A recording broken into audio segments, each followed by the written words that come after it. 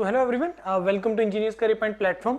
सो आज का जो मेरा वीडियो है एक इम्पॉर्टेंट अनाउंसमेंट है related to the Indian railways. देखो जी, जैसे मैंने आपको पहले भी बोला है कि आपको रेलवे रिक्रूटमेंट बोर्ड में जूनियर इंजीनियर का बहुत ह्यूज वैकेंसीज आने वाला है। रफली आई एम एक्सपेक्टिंग कि जैसे 2019 में 2018 के एंड में जब आया था नोटिफिकेशन तो उसमें 13,000 समथिंग वैकेंसीज था, और इस बार मैं एक्सपेक्ट करके चल रहे हैं हम लोग कि तकरीबन 16,000 से 18,000 वैकेंसीज आएगा। अब उसका एक थोड़ा सा हिंट हमें मिला भी है आरआरबी में, रेलवे रिक्रूटमेंट बोर्ड जो है उसमें एक और वैकेंसी होती है जो बहुत ह्यूज होता है, that is assistant loco pilot, right. ALP का वैकेंसी होता है जिसमें आपको डिप्लोमा, बीटेक, आईटीआई ये लोग एलिजिबल होते हैं। उसका पूरा डिटेल नोटिफिकेशन में आपको बताता हूँ किस तरीके का उसका एग्जाम पैटर्न होता है, कैसे होता है, वो सारी चीजें मैं आपको बता रहा हूँ अभी इसको बहुत डिटेल में। तो जो भी स्टूडेंट्स आप लोगों में से इंटरेस्टेड हैं इसके लिए अप्लाई कर सकते हैं। इजी एग्जाम होता है, ज्यादा डिफिकल्ट एग्जाम नहीं होता है, राइट। लेकिन ये कंपटीशन इज ह्यूज, कंपटीशन बहुत ज्यादा होता है और उसके अकॉर्डिंगली आपको अपने आप को प्रिपरेशन करना है। तो थोड़ा नोटिफिकेशन की तरफ इसको देखते हैं। ये जनवरी में आया 2024 में असिस्टेंट लोको पायलट का, जिसमें 5,696 वैकेंसीज है, जो बहुत ही ह्यूज वैकेंसीज है। आगे इसको इन्होंने जोन वाइज डिवाइड किया, वो भी मैं आपको दिखाऊंगा इसमें कैसे है। इसका 20 जनवरी से इसका फॉर्म फिलिंग स्टार्ट हो गया है और 19 फरवरी इसका जो है लास्ट डेट है। और लेवल 2 का इसका पे स्केल रहेगा आपका। इनिशियल सैलरी जो इसकी रफली 20,000 के आसपास है, लेकिन एएलपी जब आपका ये ट्रेनिंग के दौरान जब बाद में आपका सैलरी बढ़ता है तो 50, 60, 70, 80 के आसपास बड़े इजीली पहुंच जाता है असिस्टेंट लोको पायलट का, राइट। अब इसमें हम डिस्कस करते हैं कि एलिजिबिलिटीज के ऊपर कौन कौन एलिजिबल है, कितनी वैकेंसीज है जोन वाइज। इसमें जो सबसे इंपॉर्टेंट पार्ट है, क्योंकि ये लोको पायलट से रिलेटेड है आपका, तो विजन स्टैंडर्ड्स बहुत ज्यादा इंपॉर्टेंट है इसके अंदर। तो ये विजन जो है आप इसको अपना देख के, इसको पहले फिल करने से पहले अपना विजन को लेके अपना इसको क्लियर कर लेना कि yes you are physically fit in all respects और नॉट, राइट। तो विजन स्टैंडर्ड्स इन्होंने दिए हुए हैं। उसके बाद सिटीजन ऑफ नेपाल, ये सारी चीजें जनरल जो रहती हैं। एज रिलैक्सेशन जनरल कैटेगरी के लिए जो इसका एज है, रिजर्व के लिए ये हो गया age limit, it is from 18 to 30 years का एज लिमिट है। बाकी उसके बाद रिलैक्सेशन है कैटेगरी के हिसाब से, वो ये आपको प्रोवाइड है। 500 रुपये जो फीस है वो जनरल के लिए है, 250 रुपीज़ जो है वो ईडब्ल्यूएस के लिए है, और आपका SC ST एक्स सर्विसमैन इनके लिए है। उसके बाद नेक्स्ट हम लोग आते हैं इसका एलिजिबिलिटी के ऊपर। एग्जाम पैटर्न, पहले आपको एग्जाम पैटर्न बताएंगे, फिर उसके बाद हम आपको डिस्कस करेंगे एलिजिबिलिटी क्या है। ये है इसका एग्जाम पैटर्न। 5 स्टेजेस हैं इसके एग्जाम पैटर्न के लिए। पहला स्टेज है first stage CBT, computer based test. Second stage CBT, then the computer based aptitude test, then the document verification DV, then last one is the your medical examination. तो जो stage 1 है उसमें क्या है, स्टेज 1 जो है it is only screening, जो shortlisting करने के लिए है। CBT 2 स्क्रीनिंग है, तो इट मींस कि CBT 1 के जो मार्क्स हैं वो फाइनल सिलेक्शन में आपके ऐड नहीं होंगे। उसके बाद आपका इसका सिलेबस क्या है CBT 1 का, इसमें आपको 75 क्वेश्चन आएंगे, 60 मिनट का होगा।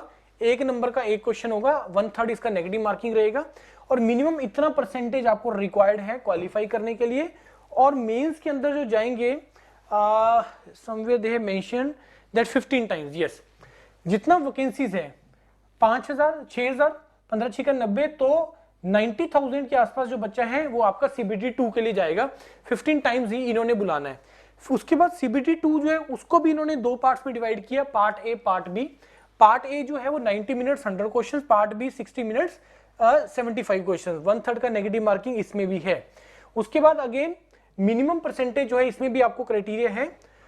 अब एक देखो यहाँ पे इंपॉर्टेंट पॉइंट है, only the marks scored in part A shall be counted for shortlisting of candidates of for further stages of this recruitment process, provided the candidate irrespective of community is able to secure qualifying marks 35% in part B।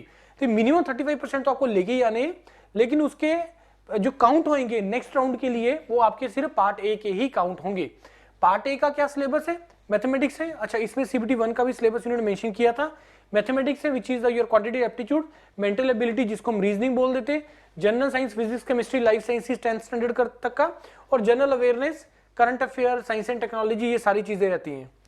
उसके बाद आपका आ गया CBT 2। CBT 2 के अंदर क्या है आपका part A का जो सिलेबस है वो again mathematics, general intelligence and reasoning, basic science and engineering, हल्के फुल्के इंजीनियरिंग जो आप 9th 10th में चीजें पढ़ते हैं, power energy, work power energy, speed and velocity, heat and temperature, basic electricity, बड़ा सिंपल सा इसका सिलेबस है, तो आप कर सकते हैं। पार्ट B में क्या है, part B is only a qualifying test, ये अगेन क्वालिफाइंग टेस्ट है जिसमें आपको 35% मिनिमम लेके आने and have the question from various trade syllabus prescribed by directorate general of training. DGT की साइट पे जाके आपको इसका सिलेबस मिलेगा और वो ब्रांच वाइज होगा आपका, राइट, डोमेन वाइज होगा आपका। उसके बाद क्वालिफिकेशन की बात करें, क्वालिफिकेशन के लिए इलेक्ट्रिकल के लिए अंडर उस कैटेगरी के अंदर कौन कौन ब्रांचेज एलिजिबल हैं, कौन कौन एलिजिबल है, क्योंकि इसमें आईटीआई भी है तो वो सारा इन्होंने मेंशन बहुत डिटेल में किया हुआ है। Next the third stage is your computer based aptitude test. अब कंप्यूटर बेस्ड एप्टीट्यूड टेस्ट में आपको 8 times the number of vacancies, that is 6000 vacancy है तो 8 6 तो 48,000 के आसपास इन्होंने बुलाना है आपको दिस सी बैट के लिए, राइट। सी बैट में अंदर क्या होगा, इन्होंने यहाँ पे क्लियरली मेंशन किया हुआ है कि इसमें भी आपका रिटन एग्जाम होना है, सीबीटी होगा और सारा इसका सिलेबस वगैरह इन्होंने मेंशन किया है। उसके बाद जो फोर्थ स्टेज आ गया आपका, सिलेबस आप यहाँ से ले सकते हैं। उसके बाद फोर्थ स्टेज आ गया आपका डीवी का, डॉक्यूमेंट वेरिफिकेशन का स्टेज आ गया। उसके बाद कैसे अप्लाई करना है, कितना फोटोग्राफ्स, क्या साइजेस में डालना है, वो सब कुछ यहाँ पे मेंशन किया है। अब आ जाते हैं थोड़ा सा हम लोग इसका ब्रेकेज जोन वाइज और इसमें eligibility, name of the post, eligibility, pay commission, minimum qualification, ITI matriculation, ITI from recognised और कुछ साथ में कुछ सर्टिफिकेट चाहिए इस पर्टिकुलर, और मैट्रिकुलेशन और ये कोर्स होना चाहिए, और मैट्रिकुलेशन और this diploma BTech diploma in 3 साल का डिप्लोमा वो भी एलिजिबल है, और combination of various streams of these engineering disciplines from a recognized institutes in lieu of the ITI। तो इसके अगेंस्ट भी आप इसके कॉम्बिनेशन में भी like mechanical and electrical, electrical and electronics, तो वो कॉम्बिनेशन भी एलिजिबल हैं। वो जो ऊपर ITI के अगेंस्ट दिए हुए तो उसके अगेंस्ट वो एलिजिबल हैं। उसके बाद एक और point, degree in the engineering discipline as above will also be acceptable in lieu of diploma in engineering, मतलब BTech in mechanical, BTech in electrical, BTech in electronics, BTech in automobile also eligible for this particular post. अब इसको zone में divide कर दिए, जैसे मैंने आपको पहले भी बताया था कि जोन में क्या होता है कि अब आपको ये देखना है कि मेरे को किस रीजन के लिए, मैं कहां से बिलोंग करता हूं और मेरे को किस रीजन के लिए अप्लाई करना है या मेरे को कहां के लिए अपना जॉब के लिए देखना है, तो उसके अकॉर्डिंगली इन्होंने जोन वाइज डिवाइड कर दिए, कैटेगरी वाइज कर दिए, और उसमें टोटल कितनी वैकेंसीज हैं उसके अकॉर्डिंगली है। सबसे ज्यादा जो वैकेंसीज हैं वो बिलासपुर रीजन के लिए है, जिसमें 1192 वैकेंसीज हैं।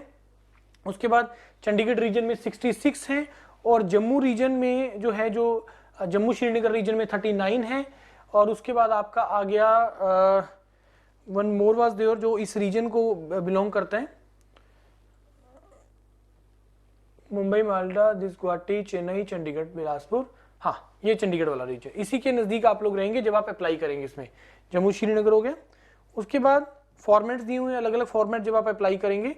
तो ये है बच्चों, ये बहुत इंपॉर्टेंट है, मतलब अगर आप लोगों में इसमें से कोई भी असिस्टेंट लोको पायलट के लिए इंटरेस्टेड है और उसके लिए अगर आप अप्लाई करना चाहते हो तो एक अच्छा अपॉर्चुनिटी है, specially to the IT holders, specially to the diploma holders, आप लोगों के लिए अच्छा अपॉर्चुनिटी है।